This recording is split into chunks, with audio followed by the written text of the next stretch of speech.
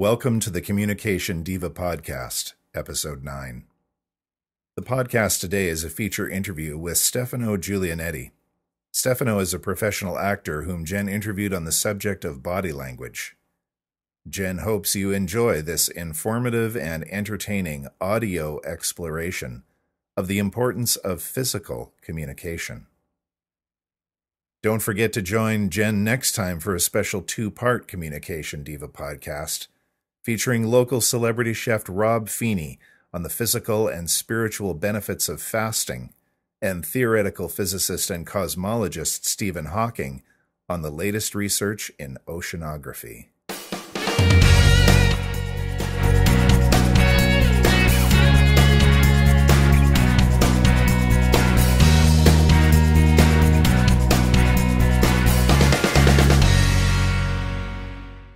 Hello, everybody, and welcome back to Communication Diva, the podcast that helps to improve communication skills in the hopes that doing so will improve your relationships.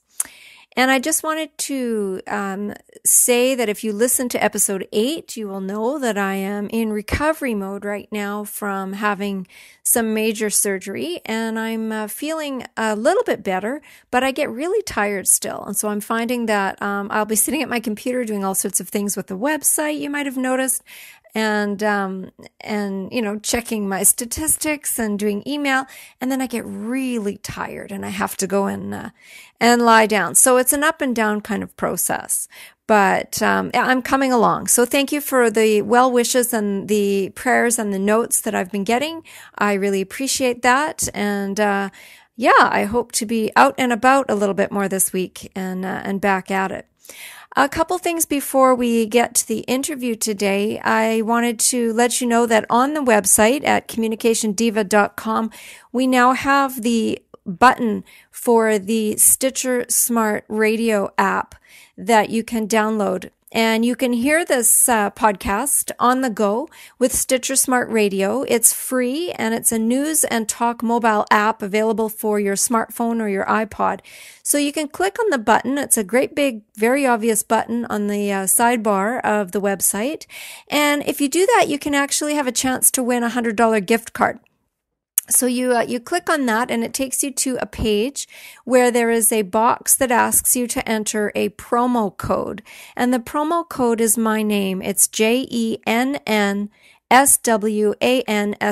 Jenn Swanson. That's Jenn with 2 N's. And you enter that, and you automatically can win $100. And then the app will be on your device, and you can listen to this podcast and all sorts of other podcasts that are fantastic. I've been listening to a couple myself lately. So that's something that is new. And if you do that, if you do click on that and download the app, then I actually get $1 for every time somebody does that. And I would really appreciate that. So that's Stitcher Smart Radio, and I hope that you check that out. All right. Stefano Giulianetti is my featured guest this episode, and Stefano and I met many years ago. I was trying to figure out how many years ago, but I know it was at least 10, probably much longer than that, when we were both acting in a sort of semi-professional theater company called Drama Tricks that a friend of ours was running. And the very first time I met Stefano was when he stepped in to a role that had been originally cast with somebody else who suddenly was unable to do it, and Stefano stepped in, and it was for a shortened version of Antony and Cleopatra. And I, dear listeners, was Cleopatra, which is pretty hilarious because if you've seen my picture, I'm strawberry blonde and very pale, and so I had to dress up with a black wig and all the rest of it. But it was an absolute blast. We actually took it on the road a little bit, and ended up in a very interesting karaoke situation as a result, which I won't go into right now, but it was a lot of fun. So Stefano and I go back a long time. He is in a production in March, if you are listening to this before then, and if you are in the Vancouver, British Columbia area at all, or if you want to come to the Vancouver, British Columbia area, he is going to be in a play called Fresco with Bella Luna Productions. And this is he'll talk a little bit about what that is, but it is also, there's a poster for it on the website at CommunicationDiva.com. And it's about the internment, I believe, of Italians during the Second World War. And it looks really interesting. I'm hoping that I can get to one of the shows and see it. So check that out, and I will, again, put that in the show notes on the site. So without further ado, I'm going to turn us over to the interview that was recorded a few weeks back, and allow you to enjoy Stefano Giulianetti, I should know that name by now, and his wisdom on body language.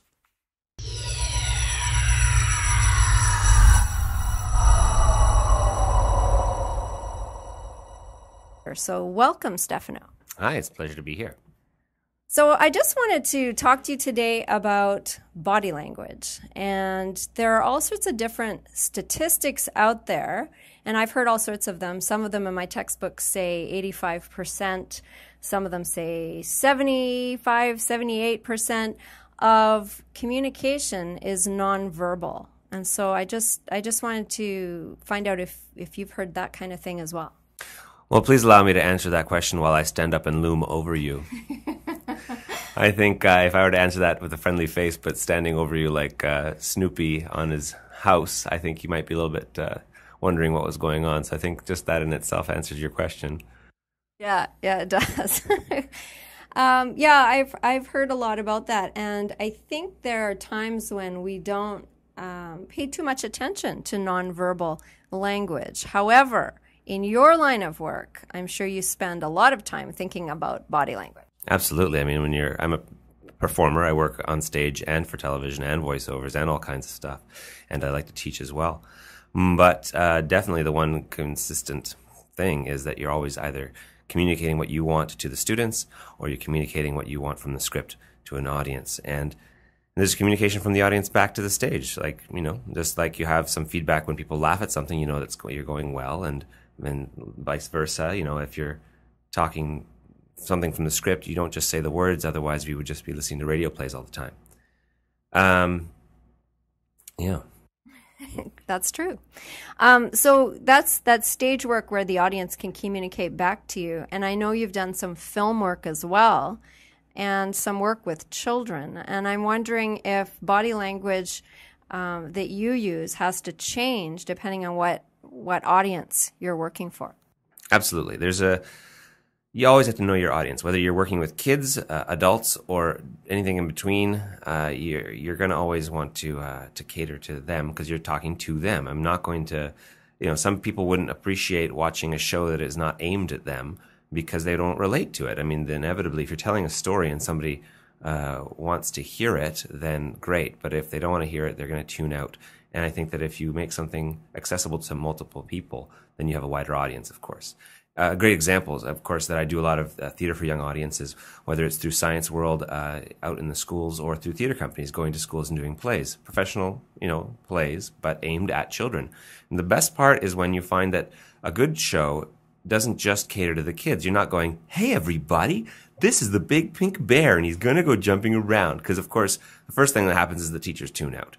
And as soon as the teachers tune out, the kids are looking back to the teacher for, like, what do we do? Like, should we be watching this? Like, they're in school. They're being guided by their teachers. And if they look over and the teachers aren't interested, then they don't get it. They lose interest very quickly. So the best crafted scripts and communication devices really affect multiple levels. I mean, if you look at the most successful, for example, cartoons of olden times or now even, like you look at Bugs Bunny. As a kid, kids loved it, but adults would sit there and watch it too because, of course, Bugs was saying some pretty inappropriate stuff sometimes. And I like personally SpongeBob SquarePants for that too, because there's some stuff that I have to pause and go, wait a minute, did they just do that? Kids have no clue. They're laughing because he, made a giggly face, but that giggly face might mean a whole different thing in an adult context, which means that parents don't get sick so much of the sugar-coated candy cartoons if they're a little bit more multi-audience oriented. And same thing with anything, any play. I mean, I'm working on a play right now that is going up in March of 2012 about the Italian internment in British Columbia and in Canada during the Second World War. And you're like, okay, that sounds like a heavy subject. But the trick, of course, is that we don't just want, let's say, Italians to come to this play, or we just don't want just non-Italians or old people or young people. You want to make the story accessible. The point of in having a good audience enjoyment factor is that everybody in the audience is going to enjoy it. So having something in there that people who have no idea about politics or have no idea about Italian culture will enjoy, but then again, at the same time, people that have a lot of idea about, let's say, Italian culture or maybe are Italian, have a whole lot different level of enjoyment. And not just layering your content and how you deliver it. And those two things work together. And physically, I mean, especially when you're talking about stage plays, I mean, you really do need to be physically present when you're telling a story. Is it bigger on stage than it is on film? Do you have to do something different when you're working on film as opposed to when you're doing something on stage? Obviously, for kids, you probably do, but what about for adults? I think that the age appropriateness doesn't change the size of it, but definitely the medium will. I mean, for TV and film, you're working with a really your narrow box. Like you're looking at a real tight zoom in on something. So a slight twinkle of the eye means the world because you're zoomed in right to that point. Whereas if you're looking at a full stage, there's so much that your eye sees. If you just do a little twinkle of the eye, unless your focus is literally just on that spot, whether it's for lighting or whether it's because everybody looked over to you for that one take to the audience, those things still work. But there's so much more about where the focus is. So yes, smaller things tend to be for TV and bigger, broad gestures. But it's not so much the size of the gestures; it's their meaning. There's one of these improv books. I've done a lot of improv, and one of the improv books that I love to read. I just check back with it all the time because I'm always finding new gems, and it's called Impro by Keith Johnstone. He's the creator of Theater Sports.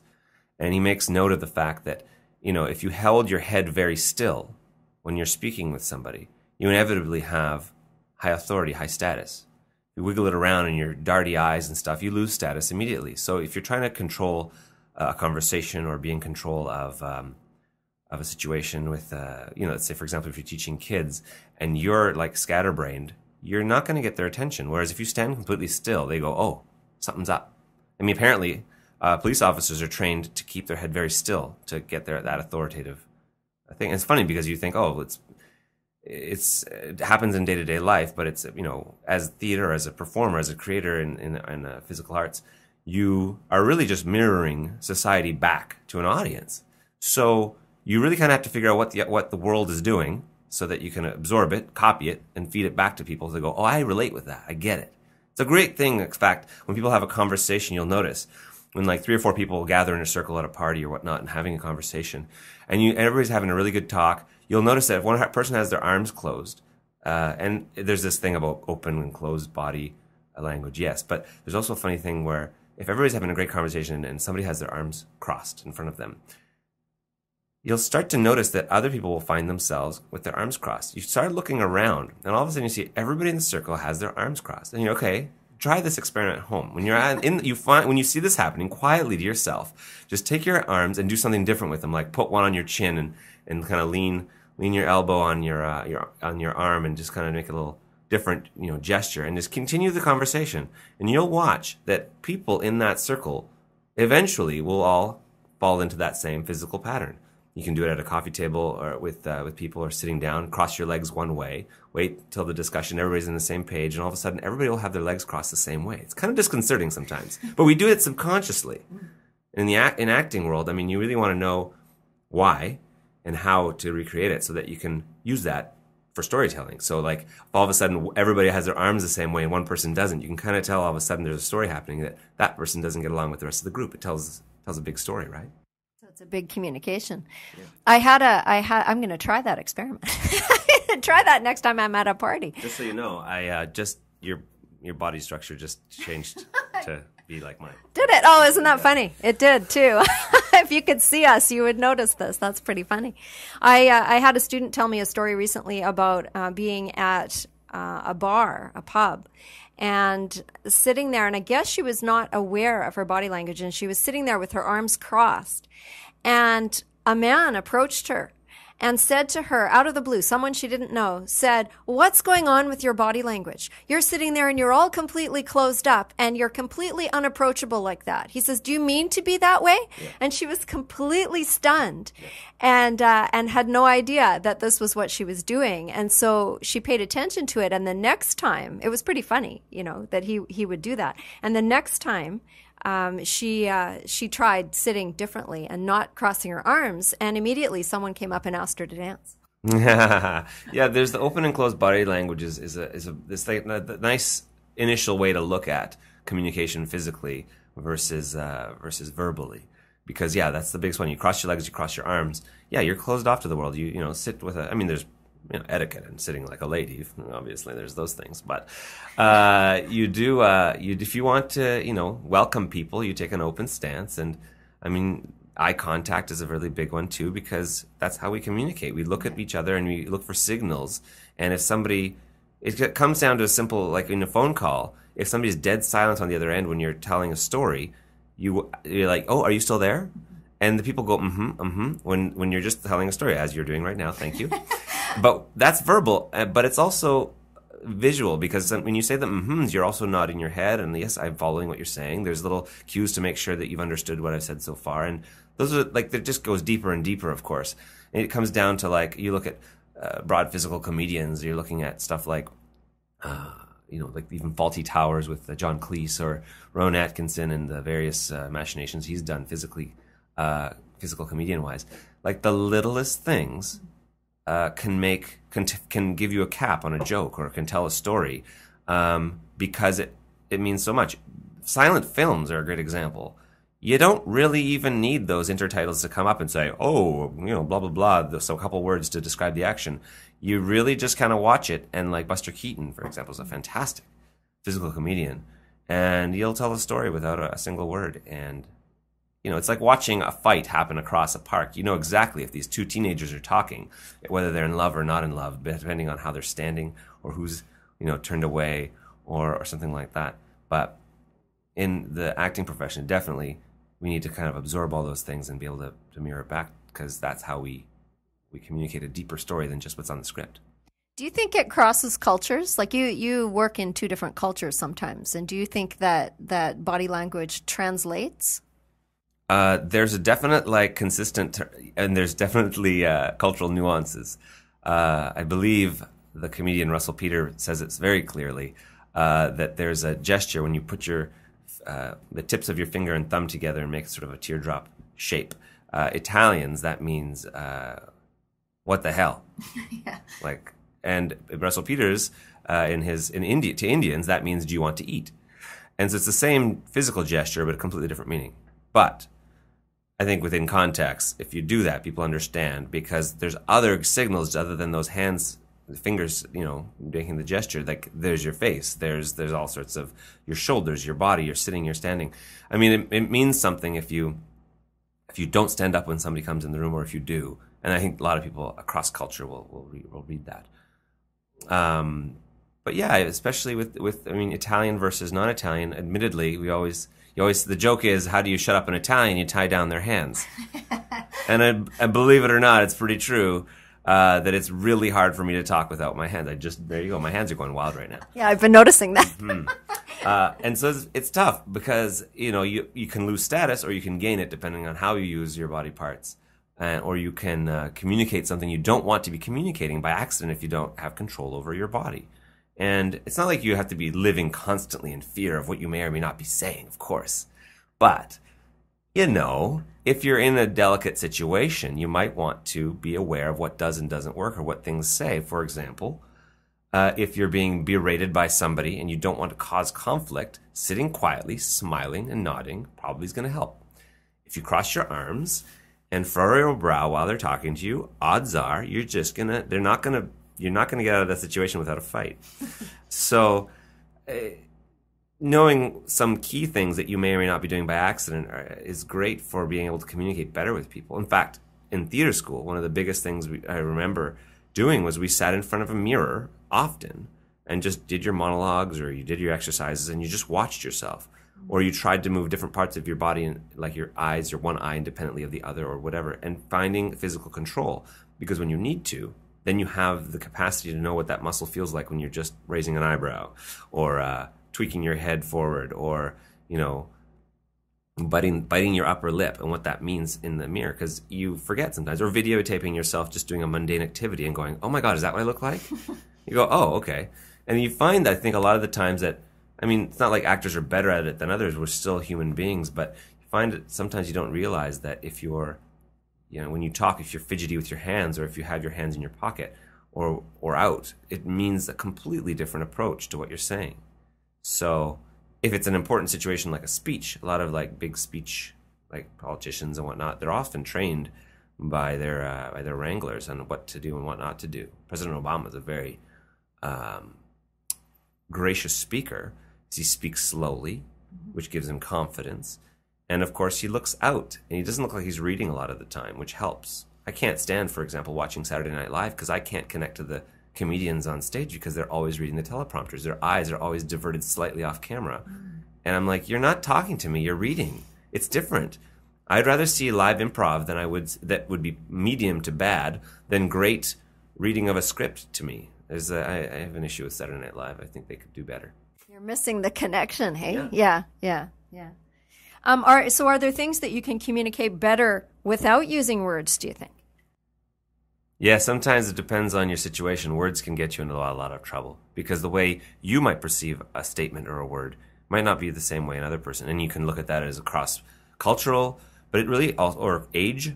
A great example I find is that when I communicate via text message or email with peers or friends that are younger than me, I sometimes get crossed wires. And that's literally using your words, whether it's spoken or if it's typed.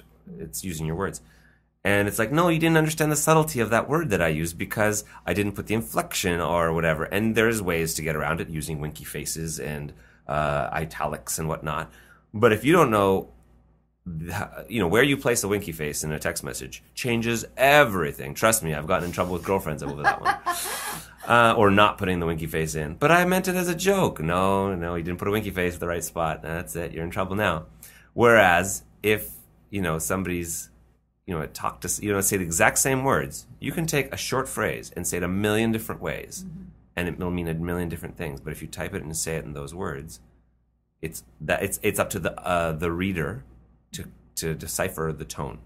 Exactly. I do an exercise with my students where I give them the sentence, I want to go home now. Yeah.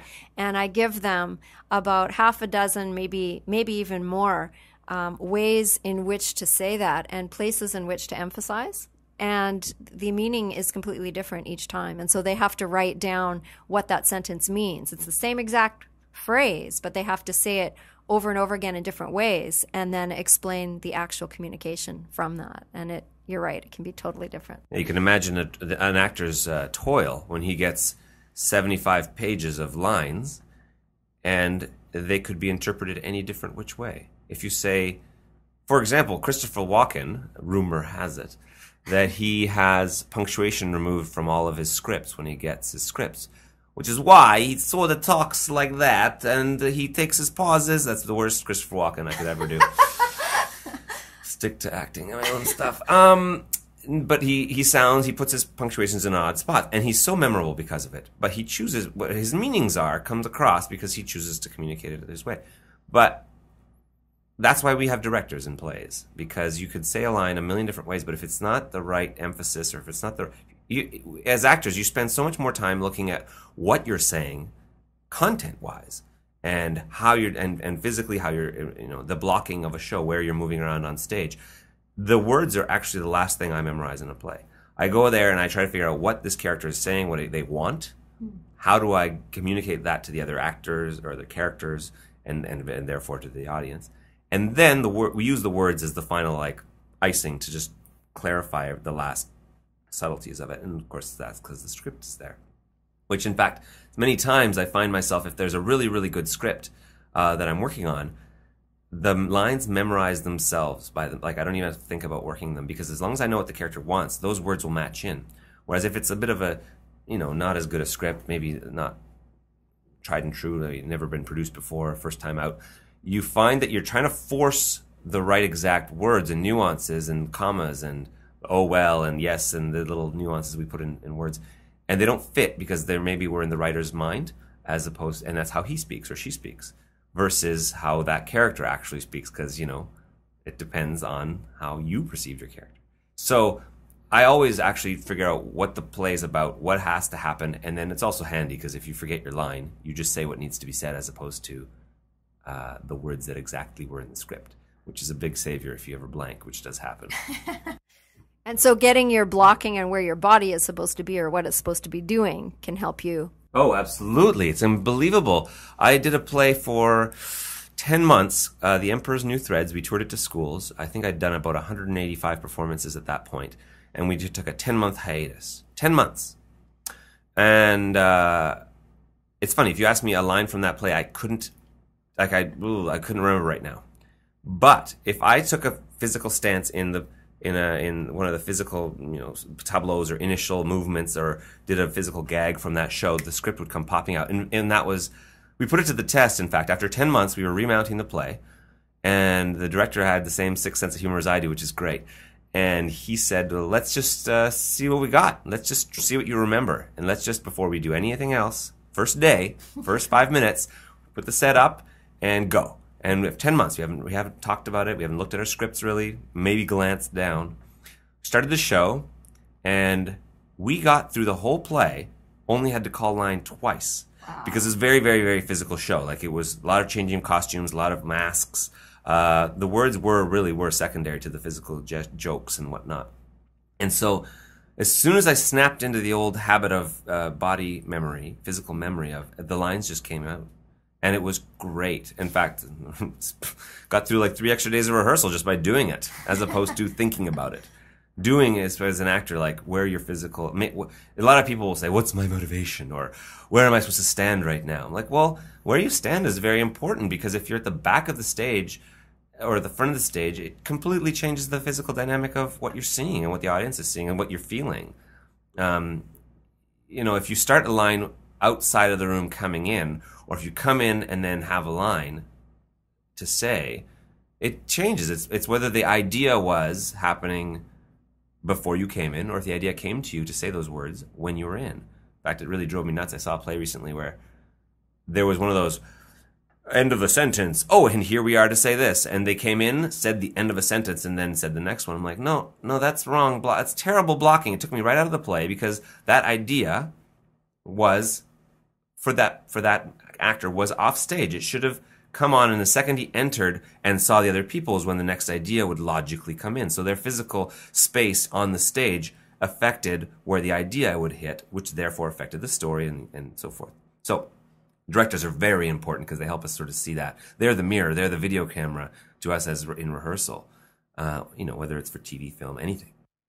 So for people who aren't actors in regular life, paying attention to that could be similar, because how you say something isn't just the words. It's how your body is. We were talking at the beginning about looming over me, having this conversation. That would have a completely different communication than sitting across the table does from you. And so I think, in certain situations, it's important for people to think about where they are placing themselves, especially if there's a power dynamic going on. And also, in an interview situation, for example, how they're sitting might communicate something to the person that's interviewing them, as opposed to, just what they're saying. Yeah, it really, listening is half of communicating, of course. And we don't listen just with our ears. I mean, we observe. We have 5 senses. Everything, paints that picture of our world around us. And we do use a lot of those ones. And visually, of course, we're very visual people. If somebody wants to be, if you want to be accepted by others in a social setting, and you want to enter a conversation, if your intention is to not interrupt, you can come in meekly and enter the situation. But as soon as you're accepted, and they're like, oh, no, you're not interrupting. If you continue that meek thing, they're like, well, who is this? Like, you need to adjust, of course, to opening up, like, oh, you've accepted me, so you take a bigger stance and you do this. And it depends on, it comes down to wants. Just like in a play, we find out what the character wants. And if you know what you want from a situation, you can use your physical presence to accomplish that. You look at like good salesmen, right? Now they do stuff like, stand very proud, but not so much to intimidate, or they'll do stuff like dress the same kind of way that the customer tends to dress, so they feel comfortable among them. Like I have a friend of mine who's a realtor. He has 2 cars. He has a Mercedes and a Toyota, and so with some clients he shows up in the Mercedes, and with some clients he shows up in a Toyota, because some clients want to perceive a realtor who is rich and successful, and some don't want to feel like they're being ripped off by a guy who drives a Mercedes, so he drives the humble Toyota. And so even little things like that, not even just about physically us, but it's what we do in our world around us, dressing, what we drive, how we talk, how we position ourselves in a conversation is a big one for day-to-day people.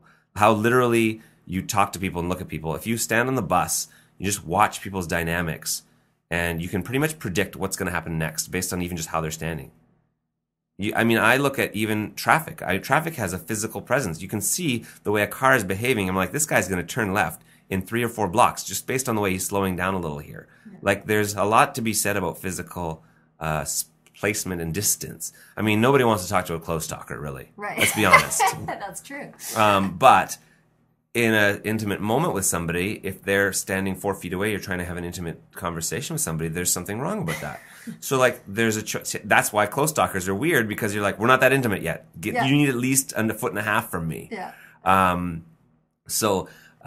If you want to impress somebody, then you might not want to be too close or too far. And then finding that happy balance is very simple. Right. If you even don't know where your parameters is, just try to move in until you see they're fidgeting, or try to move back until they see they've just taken a step towards you. Right. You can actually lure people. You're in the middle of a conversation and you just sort of start walking and they'll follow you. That's a gesture right there saying, let's walk. You don't even have to say, let's walk. You just take a step while you're talking. And if they follow, then great. If they stand there, all of a sudden you're a step further away from them, then probably they wanted you at that distance away. That's right. Yeah, we call that proxemics, where in space you put yourself in relation to other people. How about body? Has body language ever gotten you into trouble? Trouble. I get into a lot of trouble. Not so much. I like to risk. And honestly, I think because I'll always be able to talk my way out of a situation. I think I've got that gene. I think that usually I have had myself in situations where, you might have overstepped a boundary. You even say that, overstepping a boundary, moving. Yeah. But I don't think physically it's so much. I guess when it comes down to relationships, sometimes if you move too quick, maybe that'll happen. But I'm a pretty excellent communicator, so. Which is why you're on this podcast. That's right. You're all very lucky to be listening and talking to me. All right. So do you have any expert advice then for the listeners? Well, I think my most expert advice would be to really observe the world around you. I mean, if you want to learn where you fit into things, you have to know where things sit. And as an actor, I feel like I'm always studying psychology and the physical dynamics of the world. And so, if that means, weirdly enough, like everybody says, oh, you have such a strong presence on stage. I'm like, well, if I'm placing myself in the right place, then the focus is in the right spot and I'm where I'm supposed to be. And therefore, I have a large presence on stage. Great. It's not because I'm 6 feet tall. It has nothing to do with it. But if you want to be a good communicator, listening is the first, for sure, key to being, because if you don't listen to what the other people are saying, how can you pretend to spar? Like if somebody passes you a tennis ball and you're not seeing where it goes, how can you return the pass? But definitely like looking around and saying, oh, I see that this happens when these people do that. And then applying that to yourself, saying what you do that sends off signals that you didn't realize. And it means sometimes as simple as knowing that you look up or blink a lot, or play with your hair is a big one. People do that a lot. And that can be seen as a gesture, for example, of wanting to get, comfort, like I'm lowering my status because I want you to be comfortable with me, or I'm flirting with me. There's a lot of sorts of physical and sexual or advances people can do with touching different body parts. But, if you touch your face a lot when you're talking, you lose status right away. And if you want to be taken seriously, don't touch your face a lot. That's good to know. You mentioned a book earlier. I see you've got a copy of it here, Improvisation and the Theater. And who's it by? Keith Johnson. Johnstone. Sorry, I'm going to put the link to that on the show notes, and it is something you say you refer to a lot. Is there anything more you want to say about that, or? Yeah, I think that's a great book because it seems like it's a book about improvisation and the theater because that's what it says under the title. But it's funny, Keith, I've taken workshops with him. He's the creator of Theater Sports, as I mentioned, and he's really more of like a sociological guru than he is an improv person. I mean, improv just means being real, and making up life on the stage for people in improvisation. But he understands so much more about people when you listen to him talk. He's a bit of a kook, but I love him for it. And he says so much about the psyche, and he's got great examples of like people. His book is very train of thought, and so you can almost be in the room with him when you read the book, and you go, "Well, I did this to some students, and then this happened," and you go, "Oh yeah, that makes sense." And then you try it with yourself. Like he's got one thing about covering your teeth when you say something and the effect it has. And so, you can try that. Cover your, smile and then smile with your teeth covered, and it changes everything. And he does that in this book for the purpose of actors, but it's really cool, cool read that for anybody, I think. And I really would challenge anybody to not enjoy his crazy stream of consciousness and his little experiments with students.